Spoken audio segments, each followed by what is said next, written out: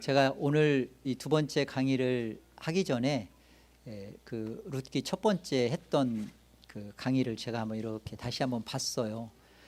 저도 낯설더라고요. 아, 그 이렇게 은혜가 있었던 내용이었구나. 그래서 그때 하고 그냥 끝내도 될 뻔했는데 뭘 또 남겨놔가지고 그러니 강의자도 그런데 하물며 여러분들은 지난 가슴아 그 룻기 첫 번째 했던 내용에 뭐가 지금 남아 있을까? 제가 참 근데 감사해요. 했던 말 또 해도 여러분 굉장히 은혜를 받으실 거잖아요.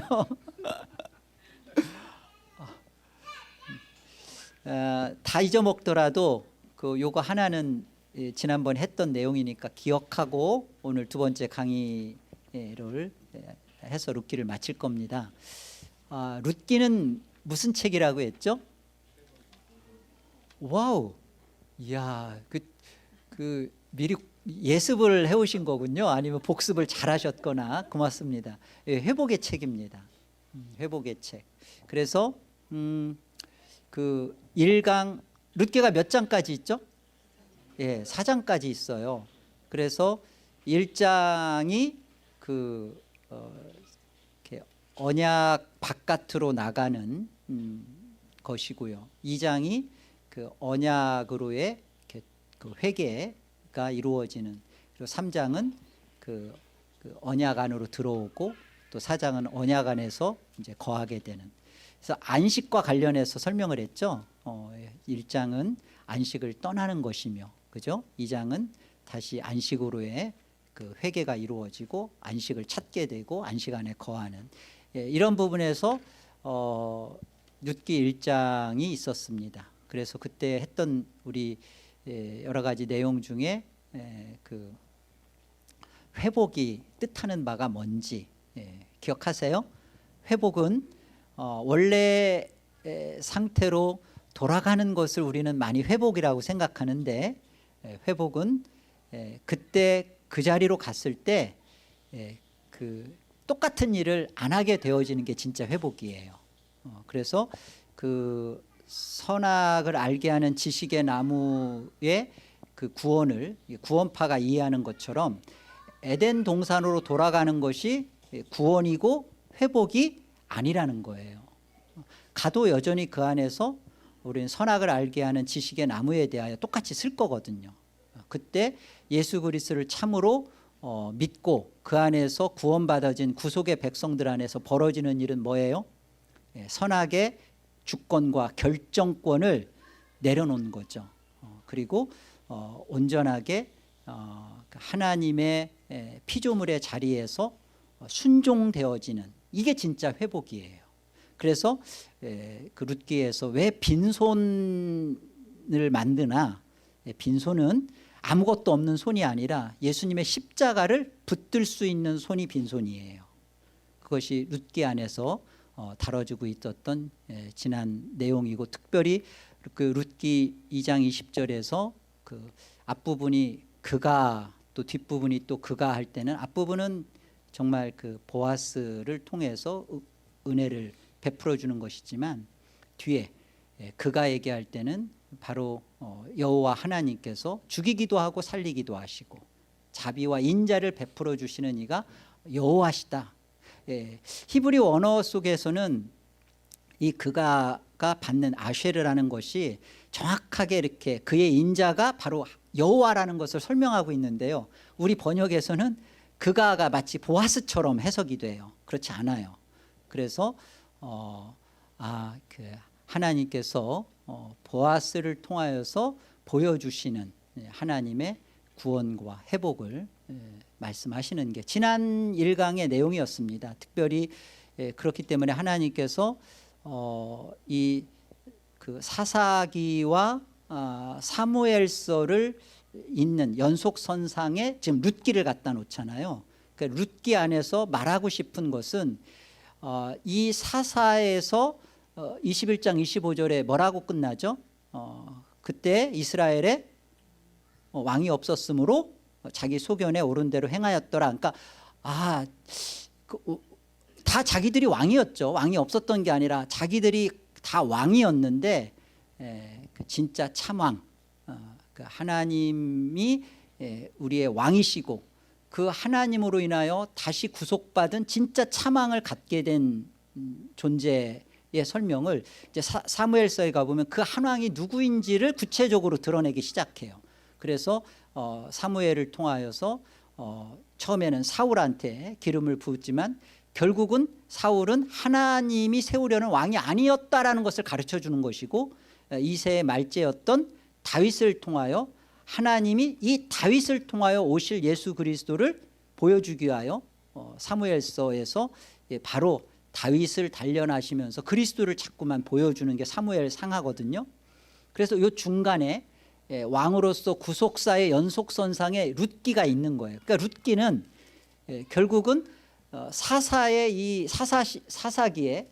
암흑시대의 문제와 사무엘사의 한 왕이 세워지는 이 연속성산에서의 한 왕, 참 왕이 누구인지를 뚜렷하게 보여주는 게 룻기예요.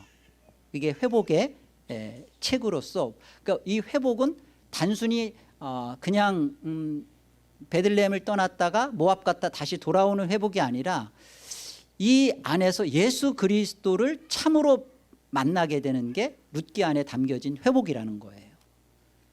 이런 부분들이 지난 1강 속에 했던 겁니다. 근데 다들 은혜를 다시 받잖아요. 그런 얘기였나? 자, 룻기 1장 1절 볼까요?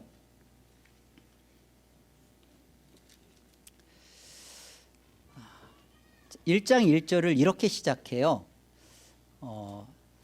사사들이 치리하던 때에, 그러니까 룻기는 사사기와 그리고 사사들이 치리하던 때의 그 현실의 문제를 어떻게 해결했느냐를 다루고 있다는 거죠. 근데 그 사사들의 치리하던 때의 그 암흑한 현실의 문제를 다루는데 어떻게 다루냐면, 이게 어떻게 회복이 벌어지냐면, 여기에 한 가정이 등장해서 떠나는, 모압 지방으로 떠나는 것으로부터 출발을 시켜요. 그 땅에 흉년이 드니라. 가나안 땅 베들레헴에, 유다 베들레헴의 한 사람이 그의 아내와 두 아들을 데리고 모압 지방에 가서 거류하였다. 그러니까 지금 사사들이 치리했던 그 암흑의 문제에서 벌어져야 되는 회복을 한 가정을 들어서 이게 어떻게 하나님이 회복하시는 진짜 이 문제, 사사기의 문제를 어떻게 하시는지를 지금 룻기가 다루겠다는 복선이죠. 그리고 제시하는 거고. 룻기 4장을 가보세요. 4장 14절. 여인들이 나오미에게 이르되, 우리 14절 15절 같이 읽어요. 여인들이 나오미에게 이르되 찬송할지로다. 여호와께서 오늘 내게 기업 물을 자가 없게 하지 아니하셨도다. 이 아이의 이름이 이스라엘 중에 유명하게 되기를 원하노라. 이는 내 생명의 회복자이며 내 노년의 봉양자라. 곧 너를 사랑하며 7 아들보다 귀한 며느리가 낳은 자로다 하니라. 바로 이 회복. 근데 이게 생명의 회복이래요. 생명의 회복. 이 한 가정으로 떠나는 데 있어서 이 나오미라는 한 여인을 들어서 제목은 룻기지만 결국은 또 룻이 낳은 아들이지만 성경은 재밌게도 나오미가 낳았다. 그리고 이 나오미를 생명의 회복 가운데서 어떻게 나오미의 그 스토리를 통하여서 이렇게 회복 역사가 벌어지는지를 다루고 있는 거예요.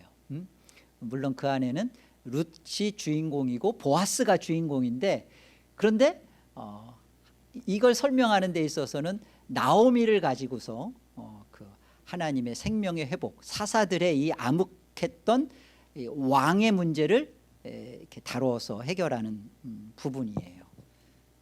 그렇다면 자, 오늘은 두 가지를 할 겁니다. 첫째는 어떻게 회복이 되나, 두 번째는 어떻게 회복이 되어 가는지, 하나님이 어떻게 회복시키는지를 볼 거고요. 마지막은 그 기업을 무르는 보아스는 정말 누구를 말하는지, 보아스에 대해서 보아스를 통하여 오늘날 우리 성도들이 진짜 받은 축복이 무엇인지 요 세 가지를 다룰 겁니다. 먼저 오늘 좀 전에 읽었던 룻기 4장 14절을 다시 한번 보세요. 이 생명의 회복과 관련해서 가장 그 핵심 구절되는 요절이 이겁니다.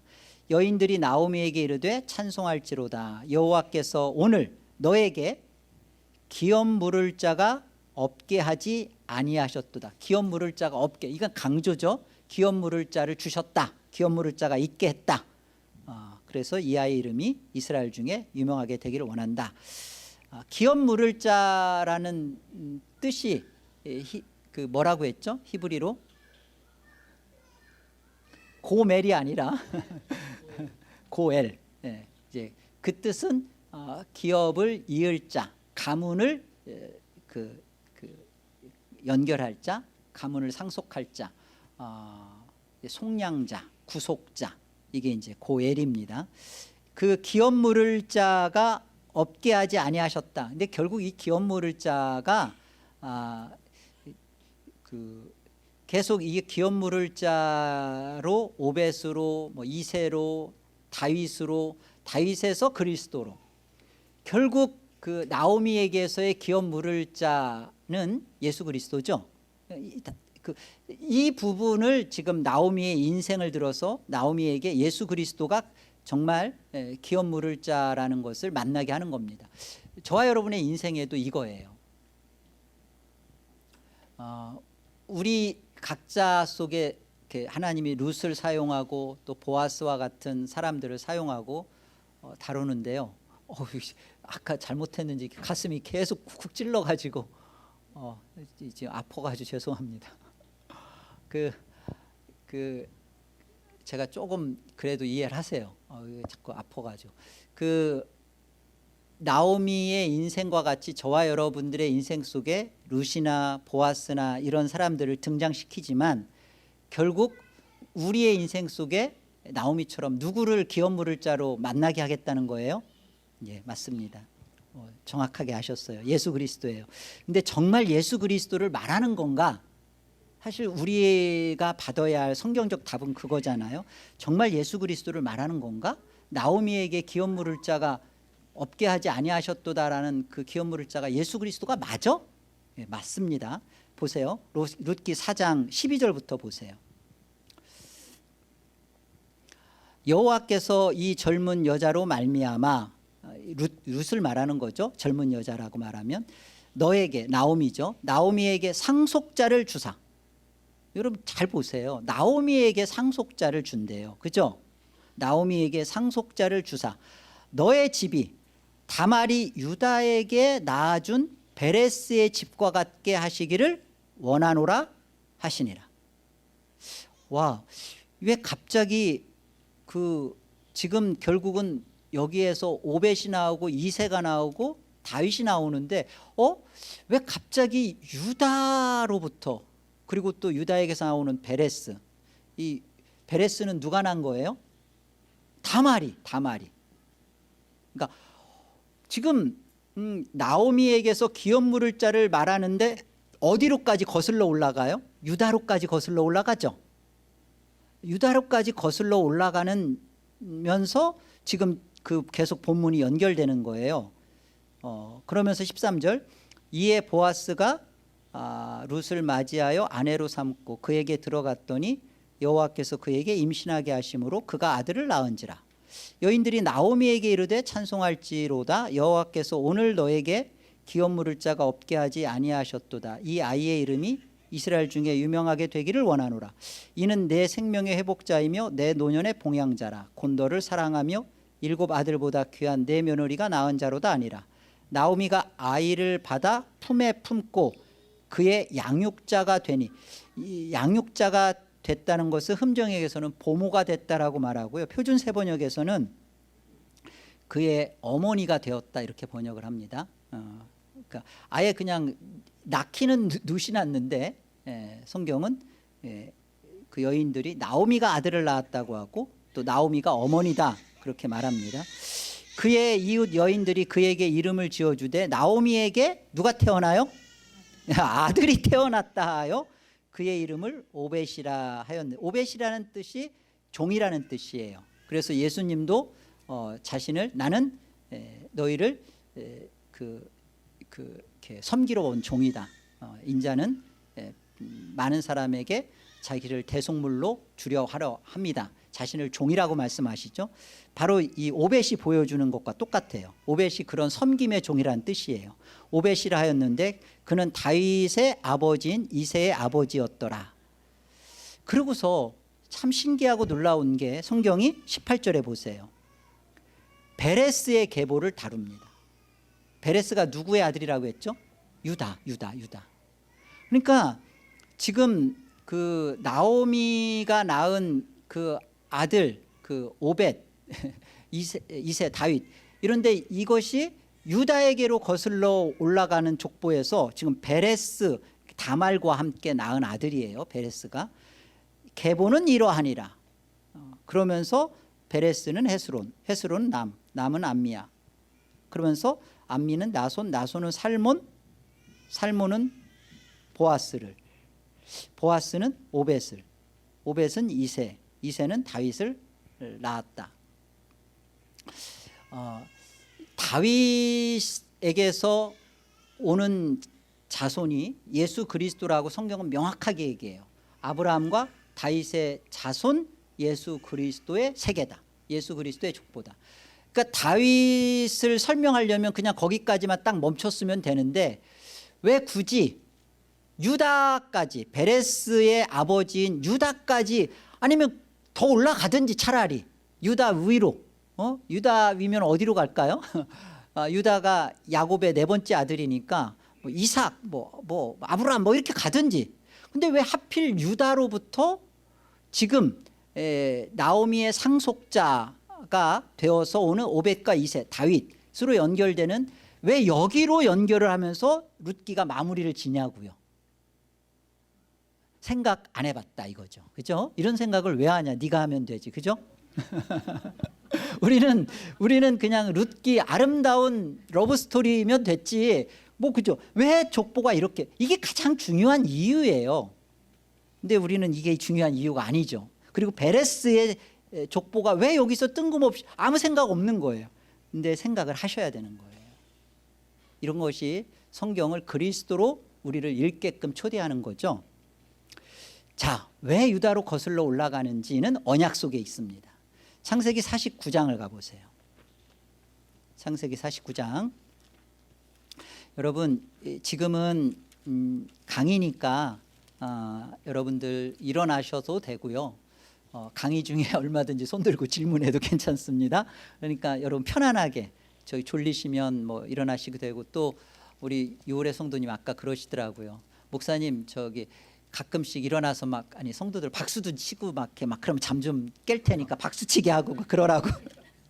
네, 잠 졸고 이렇게 다소곳이 앉아서 조는 것보다는 이렇게 부지락거리고 막 왔다 갔다 해도 돼요. 그렇게 하십시오.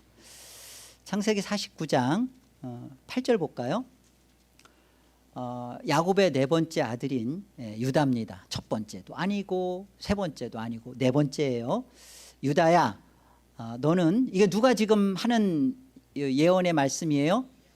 아버지 야곱이. 유다야, 너는 내 형제의 찬송이 될지라. 내 손이 내 원수의 목을 잡을 것이요 내 아버지 아들들이 내 앞에 절하리로다.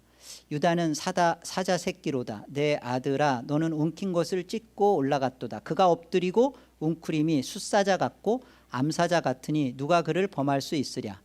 규가 그 유다를 떠나지 아니하며 통치자의 지팡이가 그 발 사이에서 떠나지 아니하기를 실로가 오시기까지 이르리니 그에게 모든 백성이 복종하리로다. 이 실로라는 게 평화와 권능을 가지고 오시는 메시아예요. 장소적 설명인데, 바로 이 실로가 오시기까지라는 말은 유다의 자손을 통하여서 누가 오신다는 거예요. 약속하신 창세기 3장 15절에 그 규와 통치자의 지팡이를 가지고 메시아, 실로이신 메시아가 오신다라는 약속이고 약속의 예언입니다. 바로 여기가 초점이기 때문에 지금 나오미에게서 오는 다윗이 유다에게까지 이렇게 룻기는 거슬러서 유다를 설명하는 거예요. 다윗을 설명하라는 것이 아니라 결국은 유다에게서 올 메시아와 다윗이 지금 연결되어 있구나. 그 설명을 하려는 거구나. 룻기는 이걸 놓치면 안 돼요. 사무엘상 16장 가봅시다. 룻기 다음에 뭐죠? 금방 했잖아요. 네, 졸지 마세요. 사무엘상 16장 1절 다 같이. 사무엘상 16장 1절 시작. 여호와께서 사무엘에게 이르시되 내가 이미 사울을 버려 이스라엘 왕이 되지 못하게 하였거늘 내가 그를 위하여 언제까지 슬퍼하겠느냐. 너는 뿔에 기름을 채워가지고 가라. 내가 너를 베들레헴 사람 이새에게로 보내리니 이는 내가 그의 아들 중에서 한 왕을 보았느니라 하시는. 누가 지금 하시는 말씀이에요? 사무엘에게? 예, 여호와 하나님께서. 그러니까 지금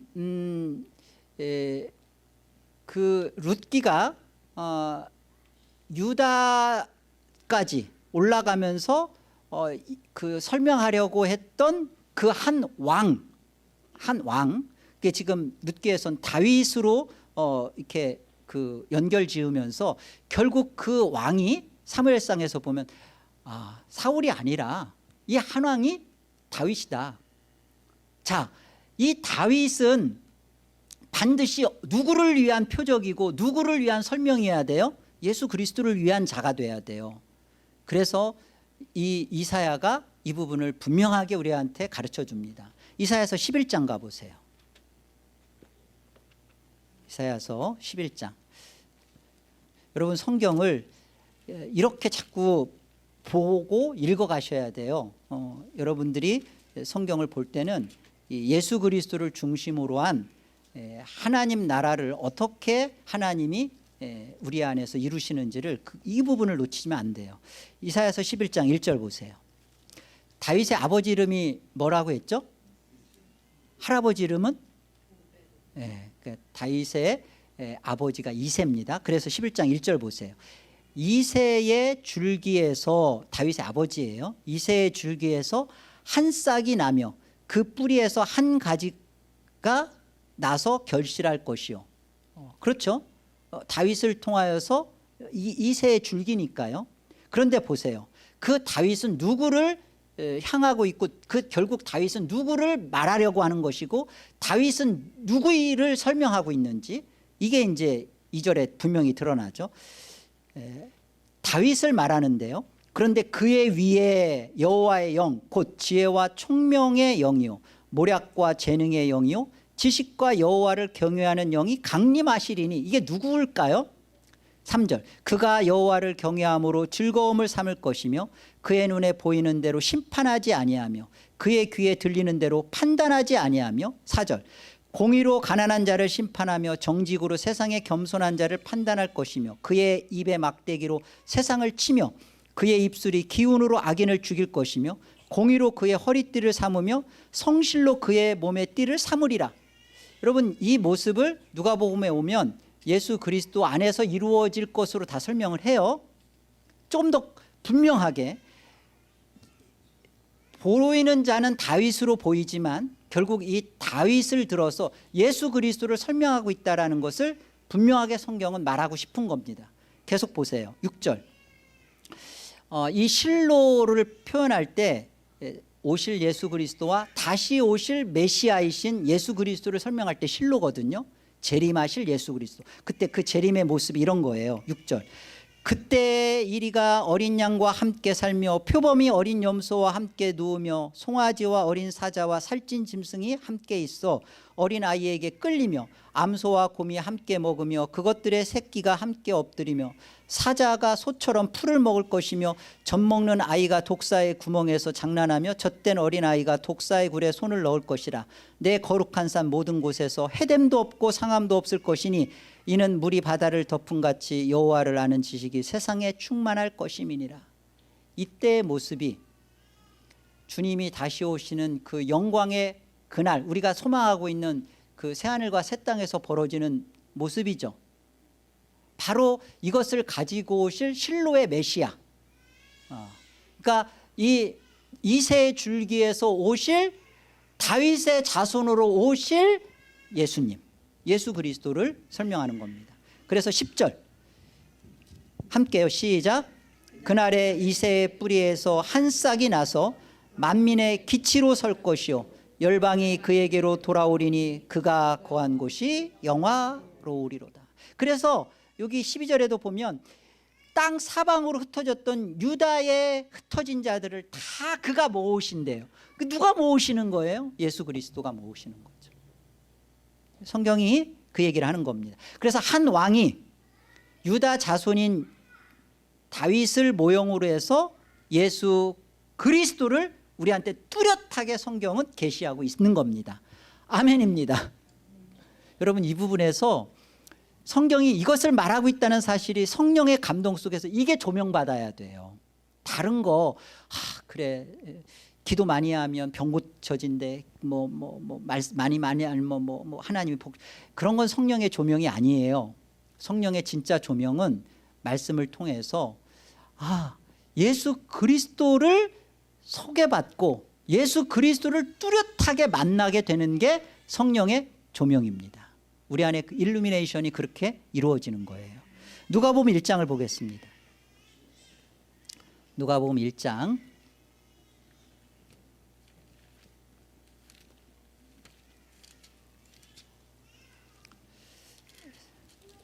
31절 32절 우리 같이 한번 읽어볼까요? 자, 31절 32절 자, 함께요. 보라, 네가 잉태하여 아들을 낳으리니 그 이름을 예수라 하라.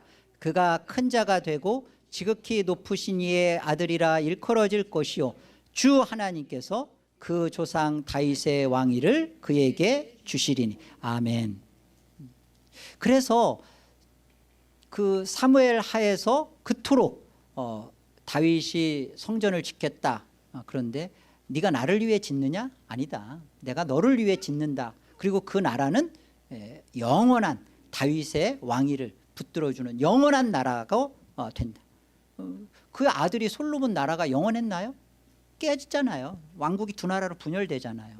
그러나 하나님이 말씀하시던 영원한 나라는 다윗의 왕위를 붙들어 주셨던 예수 그리스도의 나라죠. 예수 그리스도의 왕위로 오실 그 나라를 말하는 거죠. 그래서 예수 그리스도가 나오미에게 속량자, 기업 물을 자, 구원자, 상속자로 룻기가 그렇게 분명하게 말하는 거예요. 그래서 룻기가 아들을 낳았다라고 말하면서 유다의 계보로 이렇게 마치는 이유가 이런 거구나. 예수 그리스도를 지금 다윗의 자손 가운데 오실 그리스도를 소개하려고 다윗과 유다를 연결하고 있고 다윗을 그리스도에게로 보여내고 있구나. 룻기가 그거예요. 이제 다 배웠죠. 이제 더 이상 배울 게 없는 것 같죠. 자, 두 번째, 어떻게 회복이 웃으면 안 돼요.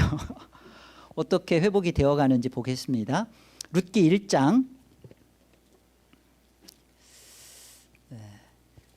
자, 이게 어떻게 하나님께서 회복시켜 가시는지 실제로 나오미 안에서 예수 그리스도를 통하여 예수 그리스도가 생명의 회복자로 되었는데요. 그 예수 그리스도를 만나가는 과정입니다. 룻기 1장 6절 함께요. 그 여인이 모압 지방에서 여호와께서 자기 백성을 돌보시사 그들에게 양식을 주셨다함을 듣고 이에 두 며느리와 함께 일어나 모압 지방에서 돌아오려 하여. 그 남편인 엘리멜렉과 함께 두 아들이 자기가 가지고 있는 것을 어떻게 하면 지킬 수 있나 그냥 없어서 떠난 게 아니라 가지고 있는 것을 베들레헴에 있으면은 이게 사람들이 와서 자꾸 달라고 하고 귀찮게 굴고, 그러니까 자기가 가진 것을 어떻게든지 지켜보려고 갔던 게 모압 지방이었습니다. 그렇게 갔던 그곳에서 지키려고 갔던 시작이었죠. 그런데 지금 6절에 보면 다른 놀라운 시작이 또 하나가 시작돼요. 뭐냐면 하나님이 베들레헴 그 유다 자기 백성을 돌보았다는 말씀에 또 다른 시작이 들려지는 거죠. 그 시작이 이제 나오미를 끌고 갑니다. 그러나 보세요. 하나님의 말씀을 또 하나님께서 자기 백성을 돌보고 있다. 얼마나 기쁘고 복음입니까? 복됩니까? 그런데 이 복음이 나오미에게는, 지금 쓴뿌리 있는 나오미에게는 이것이 싫어요. 복이지 않아요. 이것을 누구하고도 나누고 싶지도 않고, 또 이것이 있는 그곳에 가는 것이 사실은 굉장히 발걸음이 무겁습니다. 그래서 여기 보세요. 룻기 1장 15절 보세요. 나오미가 또 이르되 보라, 내 동서 오르바죠. 내 동서는 그의 백성과 그의 신들에게로 돌아가나니 룻 너도 너의 동서를 따라 돌아가라. 룻이 이르되 내게 어머니를 떠나며 어머니를 따르지 말고 돌아가라. 강권하지 마옵소서. 어머니께서 가시는 곳에 나도 가고 어머니께서 머무시는 곳에서 나도 머물겠나이다. 어머니의 백성이 나의 백성이 되고 어머니의 하나님이 나의 하나님이 되시리니 어머니께서 죽으시는 곳에서 나도 죽어 거기 묻힐 것이라. 만일 내가 죽는 일 외에 어머니를 떠나면 여호와께서 내게 벌을 내리시고 더 내리시기를 원하나이다 하는지라. 야, 이런 말을 우리 그 리나 자매가 우리 전순의 성도님한테 이런 마음씨를 가지고 전순의 얼마나 감동이 클까요? 그런데 18절에 보면 시어머니인 나오미가 며느리 룻이 자기와 함께 가기로 굳게 결심한 것을 보고 그에게 말하기를 그치니라. 여기 말하기를 그쳤다라는 말은요, 더 이상 말 섞지 않았다는 뜻이에요. 이 말은 기특하다, 너무나 고맙다, 너밖에 없구나, 내가 이렇게 다 오르바도 떠나고 그런데 네가 나를 봉양하겠다고, 나와 함께 하겠다고, 이 젊은 것이 남편도 이제는 죽고 없는데 끝까지 나와 고맙다, 기특하다, 그런 말이 아니라 오히려 냉담하고 차가워진 거예요. 나 하나도 살기 힘든데 창피하겠으리 너 달고 가면 다 남편 잡아먹었다고 소리들 거고, 난 창피해서 너하고 못 간 그거예요. 이게 더 이상 말을 그쳤다는 게 그런 표현입니다. 그러니까 지금 나오미가 얼마나 속에 승이 나 있고 쓴뿌리로 지금 가득 차 있는지, 그러니까 지금 돌아오는 이유가 하나님께서 하나님의 백성을 돌보신다, 그 모압 지방에서 이 소식을 들은 거예요.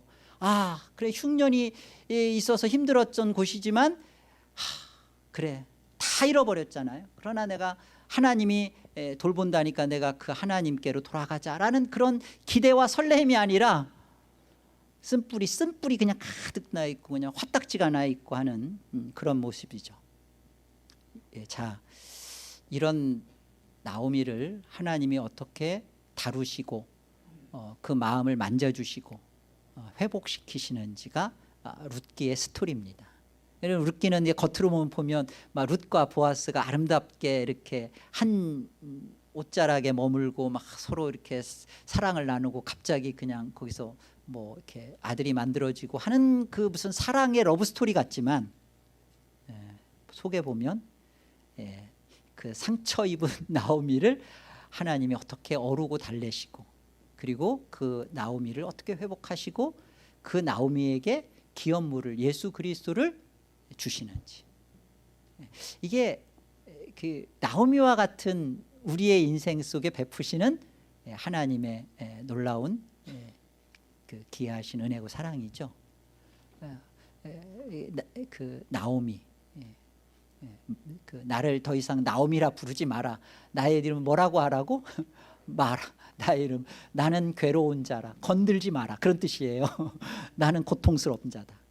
더 이상 나에게 이러쿵저러쿵 말하지 말아라. 나는 원래 나오미는 행복자로다, 즐겁은 자라, 그런 뜻인데 나는 더 이상 즐겁지 않다. 나는 낙이 없다. 나는 더 이상 아무런 즐거움, 기쁨도 없다. 그런 자잖아요. 자, 그런데 하나님께서 이런 나오미를 어떻게 회복시키시는지 우리 같이 보세요. 그런 나오미, 더 이상 보세요. 20절 볼까요? 1장 20절. 나오미가 그들에게 이르되 나를 나오미라 부르지 말고 나를 마라라 부르라. 이는 전능자가 나를 심히 괴롭게 하였음이니라. 내가 풍족하게 나갔더니, 그죠? 아주 여유롭게 나갔더니 여호와께서 내게 피어 돌아오게 하셨느니라. 여호와께서 나를 징벌하셨고 전능자가 나를 괴롭게 하셨거늘 너희가 어찌 나를 나오미라 부르느냐. 그러니까 그 사람에게서 상처받고 사람에게서 괴롭힘을 받은 것은 하나님께로 가지고 가면 돼요. 그런데 얼마나 이게 힘들까. 하나님이 나를 괴롭혔고 하나님이 나를 징벌하셨다. 그럼 도대체 그 심령은 어디로 가지고 가야 돼요? 하나님이 하신 거니까 이게 남편한테 가지고 갈 거예요? 아니면 뭐 어느 누구한테 가지고 갈 거예요? 이 나오미의 비참함이에요. 이 지경이 된 나오미를 하나님은 외면하지 않고 간섭하시기 시작합니다. 그게 22절이에요. 나오미가 모압 지방에서 그의 며느리 모압 여인 룻과 함께 돌아왔는데, 일단은 룻의 마음속에 하나님이 간섭하신 거죠.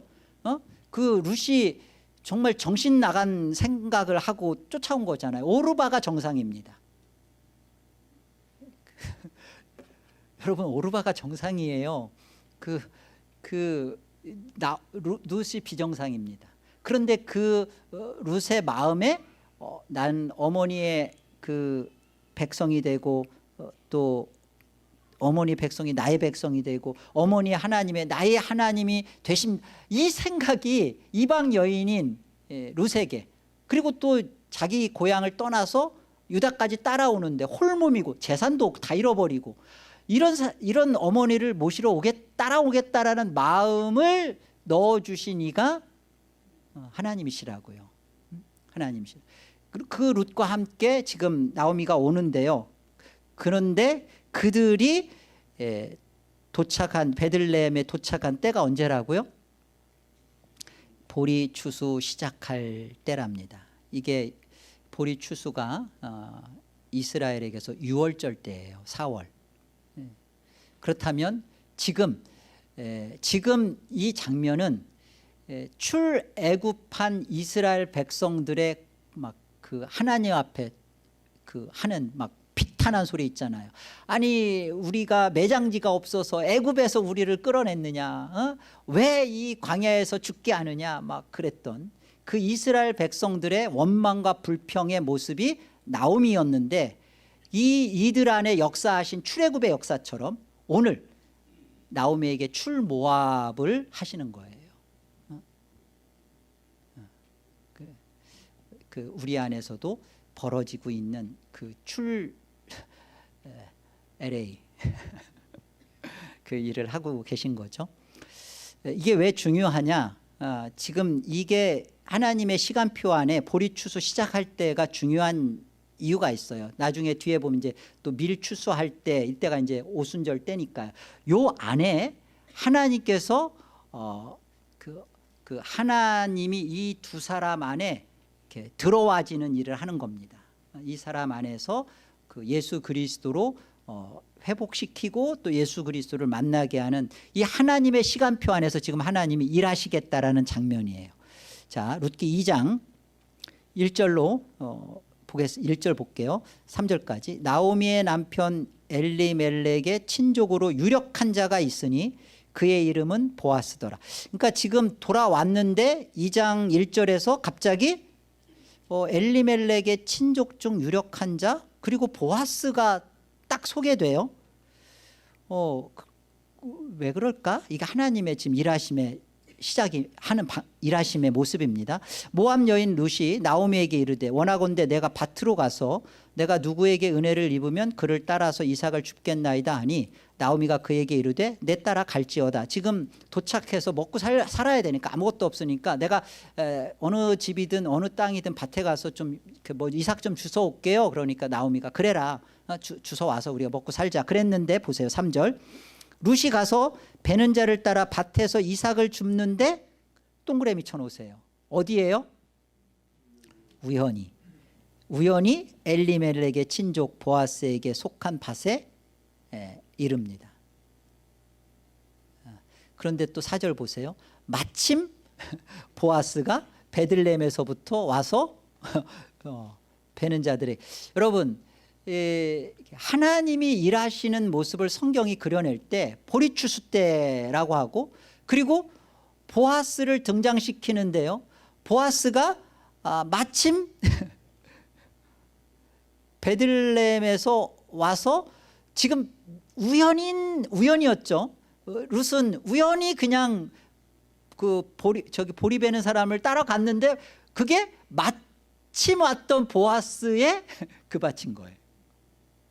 근데 이걸 성경은 우연이래요. 성경이 우연이라고, 우리 개혁주의에서 이거 싫어하잖아요. 우연이라는 단어. 우리는 필연이야. 우리는 하나님의 주권이야. 우리는 예정이야. 그런데 성경은 우연이라고, 지금 우연히 갔는데 그곳이 어디라는 거예요? 마침 보아스가 베들레헴에서 돌아온 보아스의 그 밭이래요. 그리고 여호와께서 너희와 이게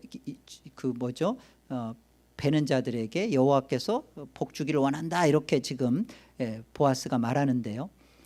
우연이라는 이 의미는 이렇게 번역하면 신기하게도예요. 신기하게도 그 하나님의 오묘한 섭리를 담긴 표현이에요. 사실은 이 우연 속에 그 놀라운 게 있습니다. 여러분 에스더서 읽어보셨죠? 에스더서에는요 하나님이라는 단어가 나오나요?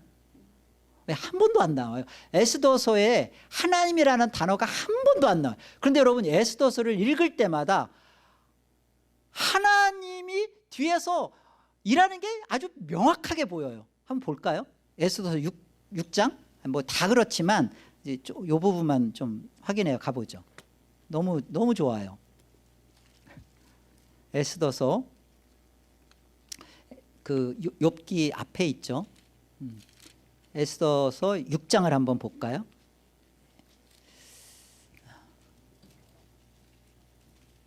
네. 1절. 저와 여러분이 한 절씩 교독합시다. 그날 밤에 왕이 잠이 오지 아니하므로 명령하여 역대 일기를 가져다가 자기 앞에서 읽히더니 왕의 두 넷이 빅나나와 드레스가 아수에로 왕을 암살하려는 음모를 모르드게가 고발하였다 하였는지라. 왕이 이르되 이 일에 대하여 무슨 존귀와 관작을 모르드게에게 베풀었느냐 하니 측근 신하들이 대답하되 아무것도 베풀지 아니하나이다 하니라. 왕이 이르되 누가 뜰에 있느냐 하며 마침 하만이 자기가 세운 나무에 모르드게 달기를 왕께 구하고자 하여 왕궁 바깥들에 이른지라. 측근 신하들이 아뢰되 하만이 뜰에 섰나이다 하니 왕이 이르되 들어오게 하라 하니 하만이 들어오거늘 왕이 묻되 왕이 존귀하게 하기를 원하는 사람에게 어떻게 하여야 하겠느냐. 하만이 심중에 이르되 왕이 존귀하게 하기를 원하시는 자는 나 외에 누구리요 하고 왕께 아뢰되 왕께서 사람을 존귀하게 하시려면 왕께서 입히시는 왕복과 왕께서 타시는 말과 머리에 쓰시는 왕관을 가져다가 그 왕복과 말을 왕의 신하 중 가장 존귀한 자의 손에 맡겨서 왕이 존귀하게 하시기를 원하시는 사람에게 옷을 입히고 말을 태워서 성중 거리로 다니며 그 앞에서 반포하여 이르기를 왕이 존귀하게 하기를 원하시는 사람에게는 이같이 할 것이라 하게 하소서 하니라.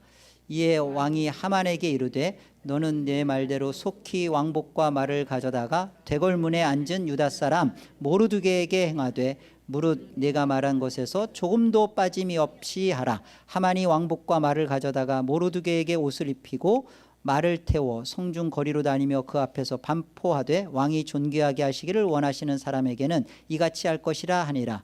모르드게는 다시 대궐문으로 돌아오고 하만은 번뇌하여 머리를 싸고 급히 집으로 돌아가서 자기가 당한 모든 일을 그의 아내 세레스와 모든 친구에게 말하며 그중 지혜로운 자와 그의 아내 세레스가 이르되 모르드게가 과연 유다 사람의 후손이면 당신이 그 앞에서 굴욕을 당하기 시작하였으니 능히 그를 이기지 못하고 분명히 그 앞에서 엎드러지리이다.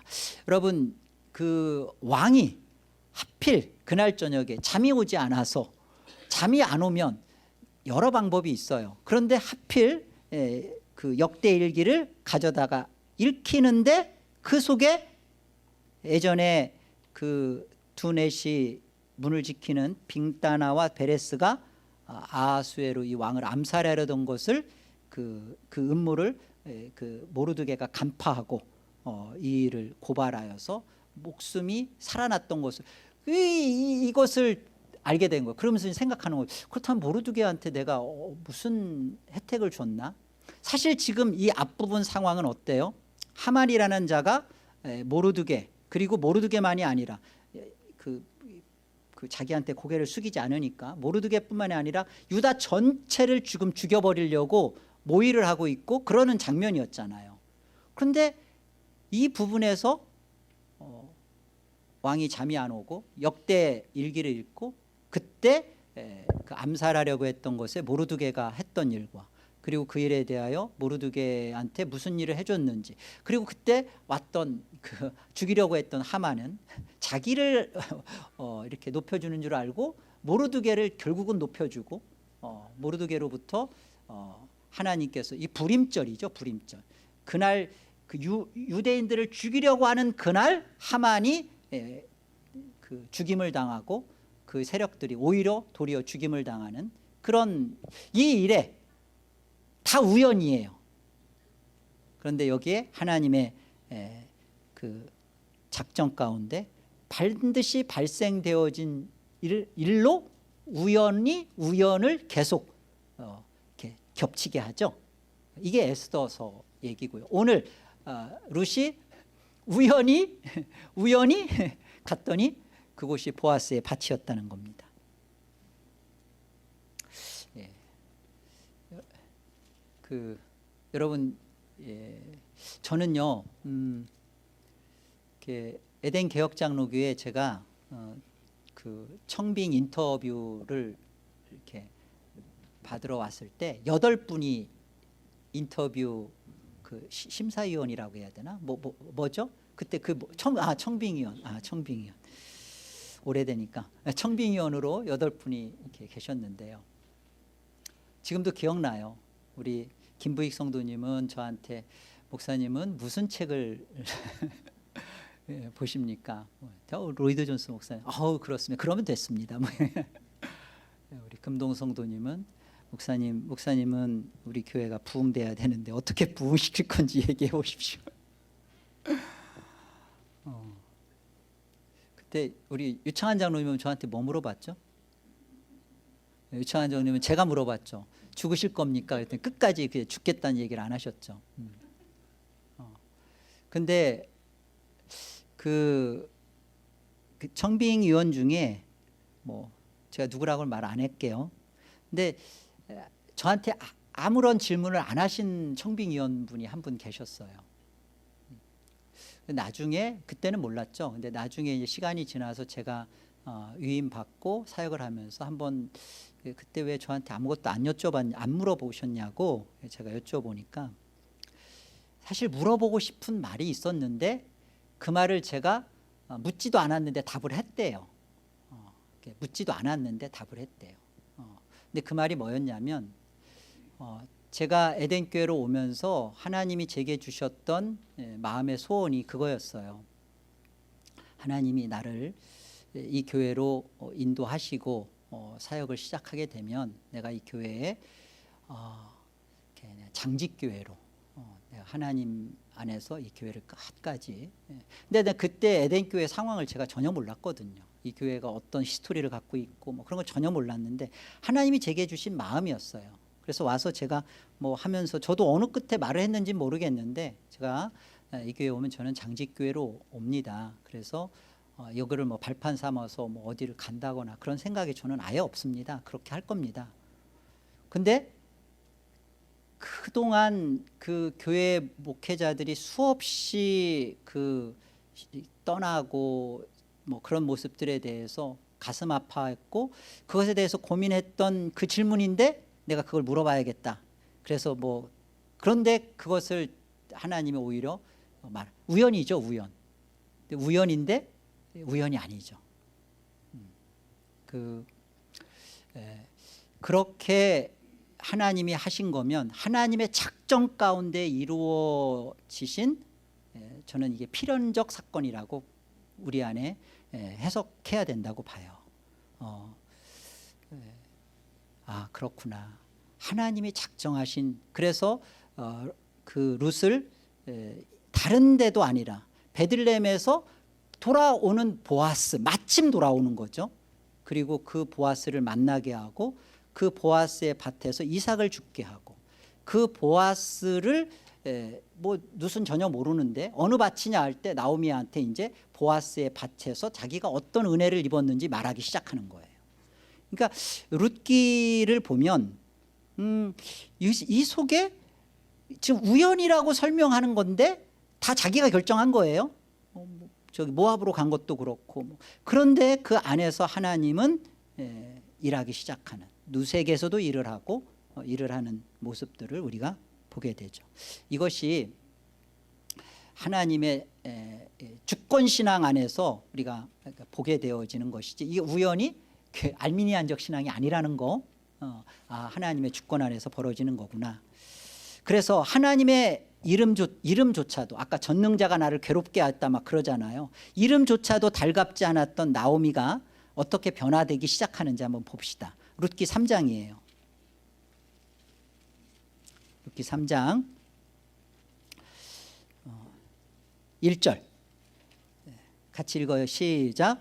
룻의 시어머니 나오미가 그에게 이르되 내 딸아 내가 너를 위하여 안식할 곳을 구하여 너를 복되게 하여야 하지 않겠느냐.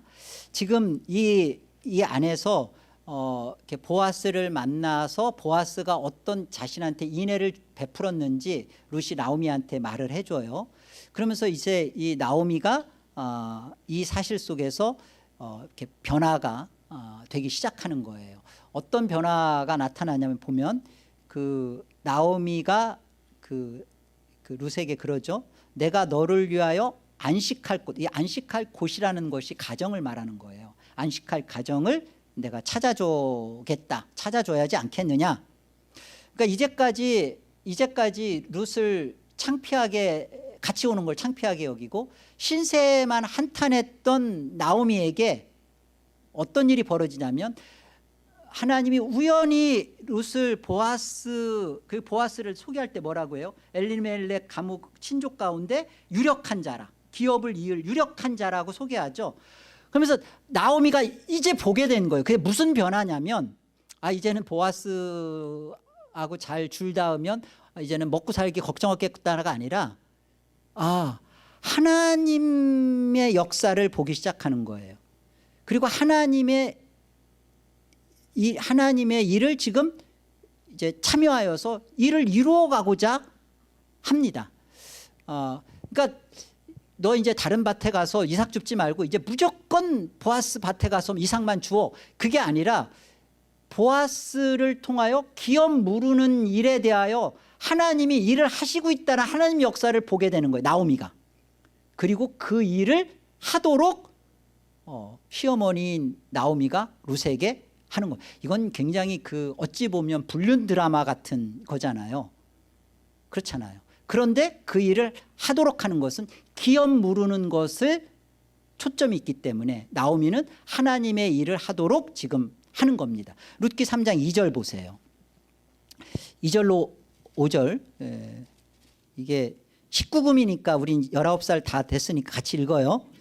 시작. 내가 함께하던 하녀들을 둔 보아스는 우리의 친족이 아니냐. 보라 그가 오늘 밤에 타작마당에서 보리를 까불리라. 그런즉 너는 목욕하고 기름을 바르고 의복을 입고 타작마당에 내려가서 그 사람이 먹고 마시기를 다하기까지는 그에게 보이지 말고 그가 누울 때 너는 그가 눕는 곳을 알았다가 들어가서 그의 발치 이불을 들고 거기 누우라. 그가 내 할 일을 내게 알게 하리라 하니. 이것이 하나님의 일을 생각하게 되고 이루어 가고 있는 나오미의 변화입니다. 이게 그 19금 막장 드라마를 쓰는 게 아니라 하나님의 기업 무르는 것에 대하여 그 하나님 역사를 본 자의 그 하나님의 뜻을 행하는 모습이에요. 너를 3장 1절에 그러잖아요. 너를 복되게 하여야 하지 않겠느냐. 이렇게 너를 복되게. 그러니까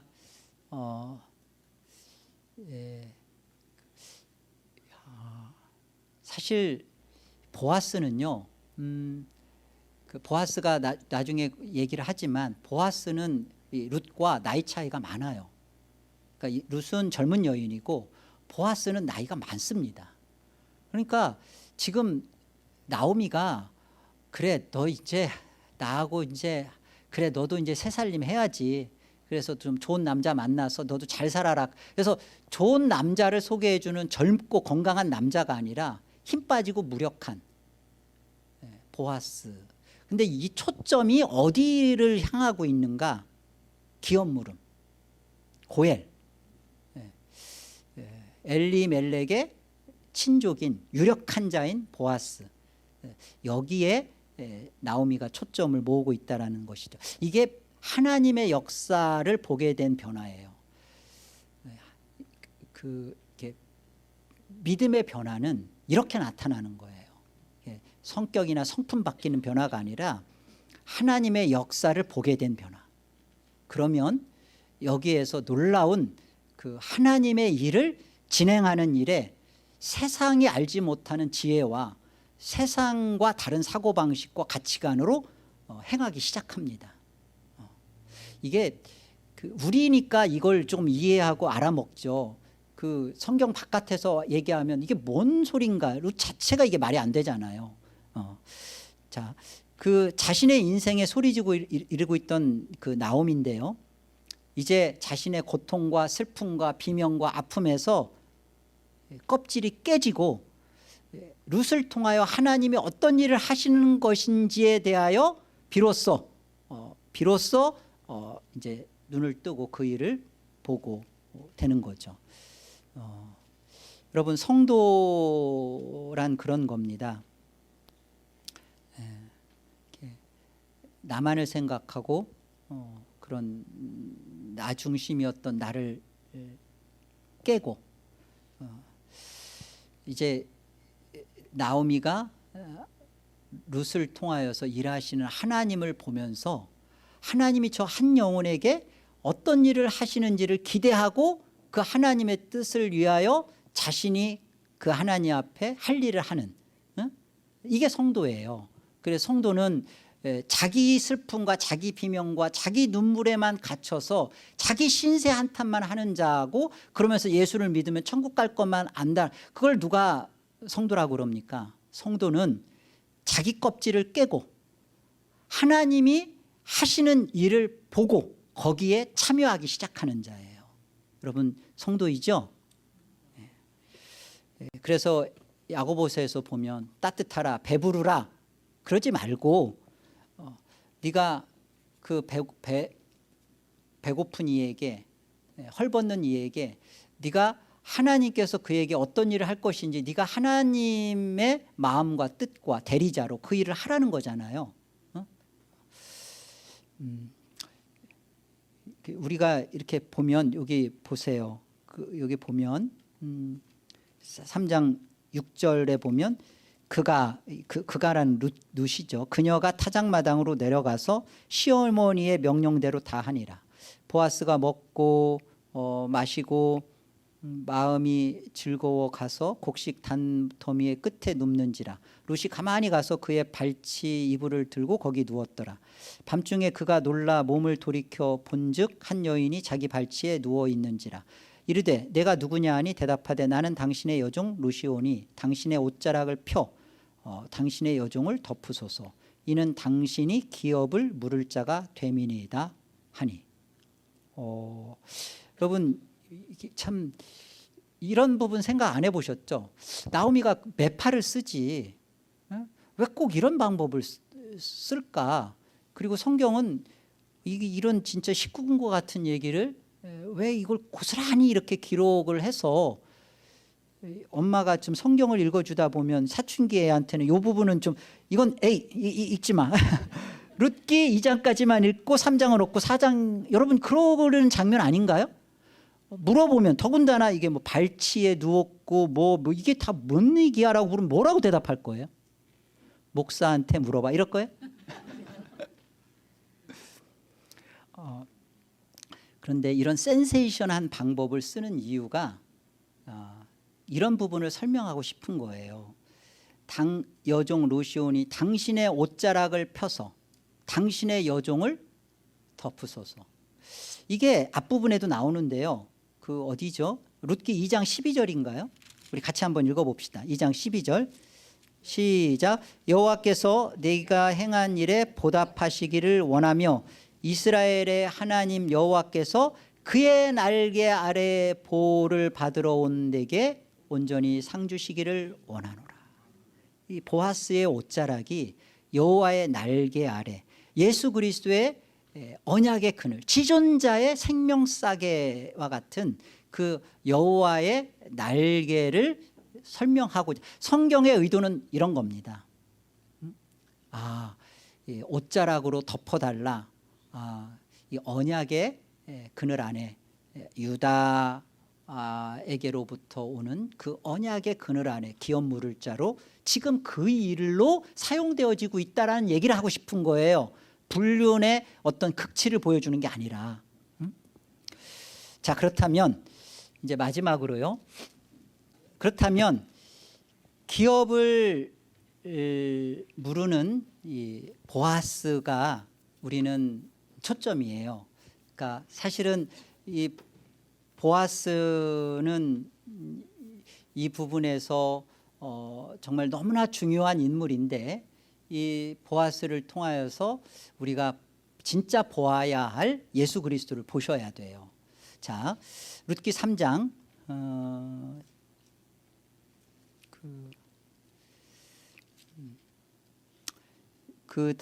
저기 봅시다. 계속 우리 그 아까 10절부터 계속 연결해서 볼까요?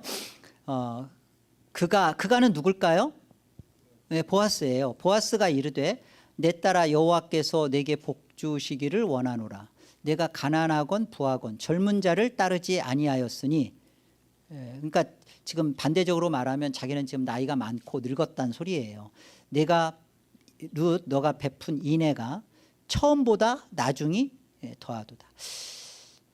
룻이 베푼 처음 인애는 뭐죠? 그렇죠. 나오미 어머니의 백성이 나의 백성이 되고 어머니 하나님이 나의 하나님이. 이거는 그 룻이 어머니에 대한 룻이 뭐 신앙이 있으면 얼마나 있었겠어요. 그런데 오르바는 떠났지만 어머니와 함께 끝까지 같이 하겠다. 어머니를 생각하고 사랑하고 어머니를 모시려는 극진한 마음 있는 거죠. 우리 며느리들 배우셔야 돼요. 그러나 룻기는 그 효심을 가르쳐주는 책은 아니에요. 그러나 지금 보아스가 말하는 그 처음 인애보다 나중 인애가 더 크대. 나중 인애는 뭐예요? 너 자신을 생각하면서 젊고 괜찮은 남편감 찾아가고 그러는 게 아니라 기업 무르는 것에 관심이 있구나. 그 얘기를 하는 거예요. 나중 인애라는 게 고헬이라는 부분, 기업 무르는 일에 관심이 있어서 나의 옷자락 안에 나의 발치 안에 들어오는 것이 그런 거라는 거예요. 이 인애를 말하는 처음 인애보다 나중 인애가 어떻다? 더하다, 크다. 그리고 이제 내 딸아 두려워하지 말라. 내가 너의 말대로 내게 다 행하리라. 내가 현숙한 여자인 줄을 나의 성읍 백성이 다 아느니라. 다 행한다라는 게 초점이 어디 있는지 보세요. 참으로 나는 기업을 물을 자이나 기업 물을 자로서 나보다 더 가까운 사람이 있으니 이 밤에 여기서 머무르라. 아침에 그가 기업 물을 자의 책임을 내게 이행하려 하면 좋으니 그가 그 기업 물을 자의 책임을 행할 것이니라. 만일 그가 기업 물을 자의 책임을 너에게 이행하기를 기뻐하지 아니하면 여호와께서 살아계심을 두고 맹세하노니 내가 기업 물을 자의 책임을 너에게 이행하리라. 아침까지 누워 있을지니라. 그 밤에 아무 일도 없었어요. 그 뭐 행한다는 게 뭐예요? 기업 물을 것을 행하겠다는 거예요. 그렇죠? 그런데 가만히 보니까 엘리멜렉의 친족 중에 유력한 자가 보아스이지만 보아스보다 조금 더 가까운 기업 물을 친족이 있었던 거예요.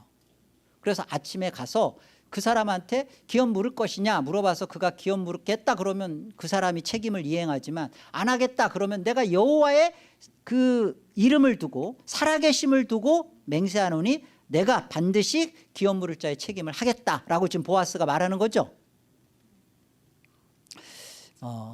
신명기 25장 가보아요. 신명기 25장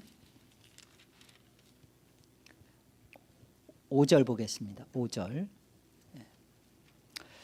형제들이 함께 사는데 그중 하나가 죽고 아들이 없거든 그 죽은 자의 아내는 나가서 타인에게 시집가지 말 것이요 그의 남편의 형제가 그에게로 들어가서 그를 맞이하여 아내로 삼아 그의 남편의 형제된 의무를 그에게 다 행할 것이요 그 여인이 낳은 첫 아들이 그 죽은 형제의 이름을 잊게 하여 그 이름이 이스라엘 중에서 끊어지지 않게 할 것이니라. 그러나 그 사람이 만일 그 형제의 아내 맞이하기를 즐겨하지 아니하면 그 형제의 아내는 그 성문으로 장로들에게로 나아가서 말하기를 내 남편의 형제가 그의 형제의 이름을 이스라엘 중에 잊기를 싫어하여 남편의 형제된 의무를 내게 행하지 아니하나이다 할 것이요 그 성읍 장로들은 그를 불러다가 말할 것이며 그가 이미 정한 뜻대로 말하기를 내가 그 여자를 맞이하기를 즐겨하지 아니하노라 하면 그의 형제의 아내가 장로들 앞에서 그에게 나아가서 그의 발에서 뭐를 벗겨요?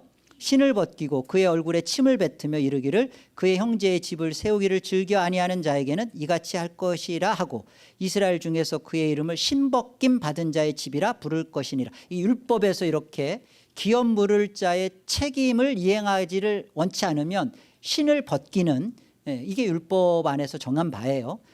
자 이제 룻기를 가보겠습니다. 룻기 4장.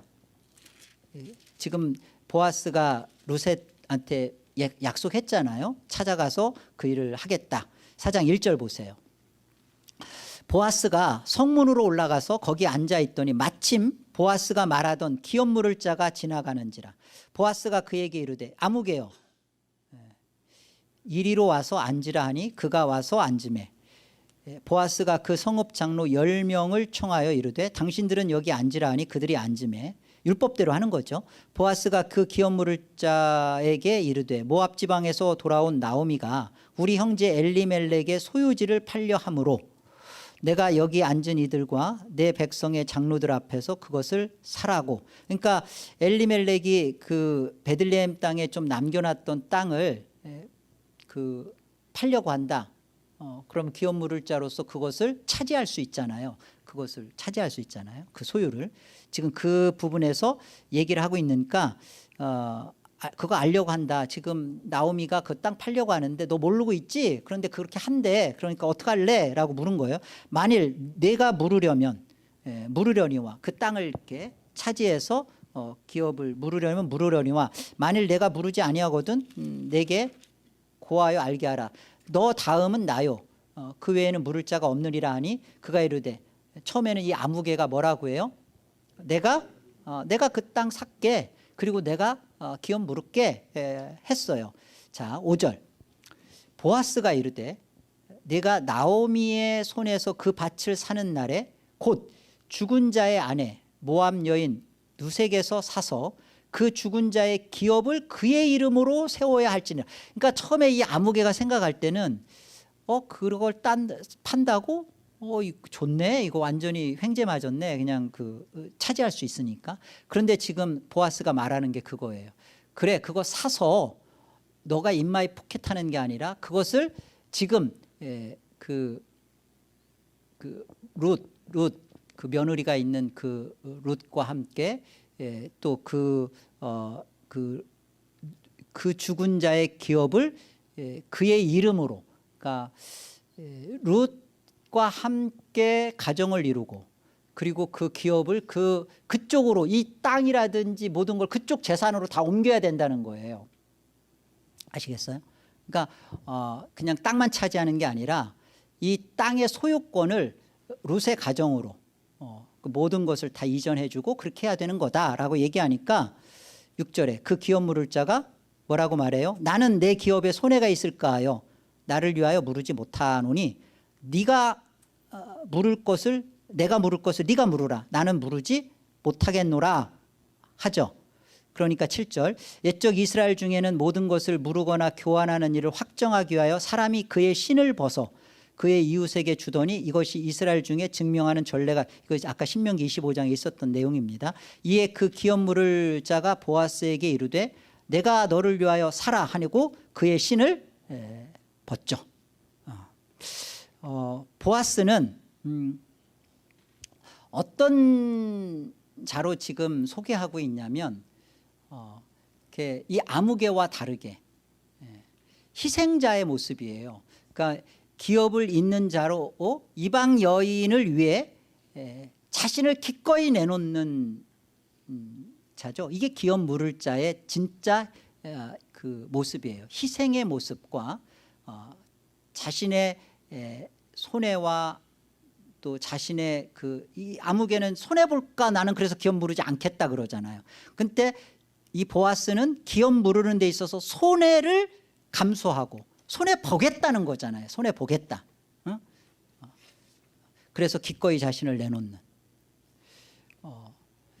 이 모습이 마태복음 1장 21절 뭐라고 돼 있죠? 모르면 보면 돼요. 우리는 걱정 없어요. 성경 있으니까. 마태복음 1장 21절. 자, 다 같이요. 아들을 낳으리니 이름을 예수라 하라. 이는 그가 자기 백성을 그들의 죄에서 구원할 자이심이라. 이 부분에서 우리가 우리의 기업 물음, 그러니까 우리 기업 물은다는 건 우리가 하나님 나라의 유산, 하나님 나라의 상속자가 된다는 겁니다. 자, 우리가 하나님 나라의 기업을 받음에 있어서 왜 하나님께서 손해를 감수하시나, 사람의 몸으로 오시고 그가 왜 죄가 되어서 죽으시나, 자기 백성을 위하여 손해를 보고 죽임을 당하는 기업 물을 자. 이게 오늘 보아스가 이 모습을 지금 소개해 주는. 아무개와, 왜 아무개, 가치도 없는 존재죠. 근데 아무개라는 그 존재를 들어서 기업 물은다는 것이 어떤 것이고, 그리고 이 기업 물음을 통하여 성도인 우리 안에서 진짜 참 기업을 물은 예수 그리스도 안에서 우리가 어떤 하나님 나라를 유업으로 받았는지를 보아스를 통하여 소개하는 겁니다. 우리가 이런 예수 그리스도로 기업 물음을 받은 거예요. 그러니까 예수 그리스도가 참 기업 물을 자이시죠. 어떻게 알 수 있어요? 베드로전서 2장 가봐요. 베드로전서 2장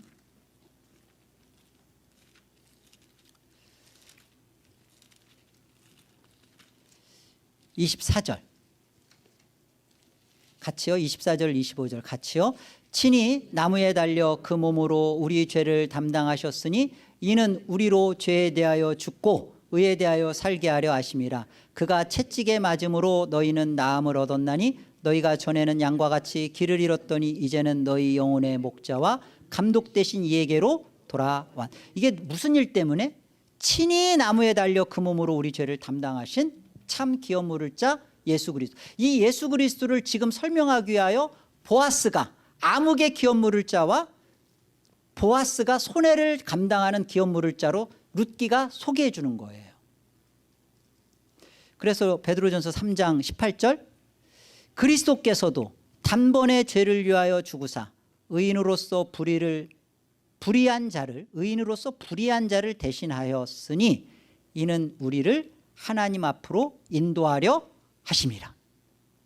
예, 하나님 나라의 기업을 우리 안에 갖게 하는 우리의 기업물을 짜 보아스를 통하여 소개되어지는 예수 그리스도가 마지막으로 교회에게 베푸시는 은혜를 한번 만나보면서 우리가 이 룻기 강의를 마칠게요. 룻기 2장